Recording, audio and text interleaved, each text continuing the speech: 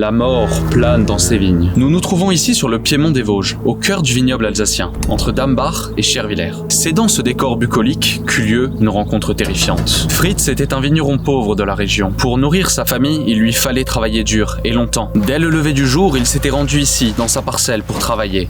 Mais voilà que le soleil descendait déjà à l'horizon. Il lui fallait rentrer. Mais il était fatigué et la route était longue. Après 1 heure de marche, alors que la nuit tombait, il décida de faire une pause ici entre les vignes. Fritz sortit de son sac un bout de pain noir et sec, un maigre repas. Mais alors qu'il s'apprêtait à manger, il entendit un bruit étrange juste derrière lui. C'était un bruit familier, mais qui lui glaça le sang. C'était le tintement des verres qu'on entrechoque. Pourtant, Fritz n'avait pas vu âme qui vive sur la route. Il savait qu'il était seul. Effrayé, mais curieux, il tourna doucement la tête et découvrit un spectacle saisissant. À la lumière des chandelles, entre les vignes, brillait une grande table. Les bougeoirs étaient d'or, les couverts d'argent, la vaisselle en porcelaine, et les plats débordaient de viande et de fruits exotiques. Autour de la table étaient assis dans des chaises d'ébène sculptées de nombreux convives qui trinquaient dans des verres cristallins. Fritz n'en croyait pas ses yeux. Un peu rassuré, mais intrigué, il se leva doucement pour se rapprocher de ce dîner nocturne. Mais à peine avait-il fait quelques pas qu'il se figea brutalement. Il sentit son cœur vaciller. La lumière des bougies lui révéla le visage des hommes attablés.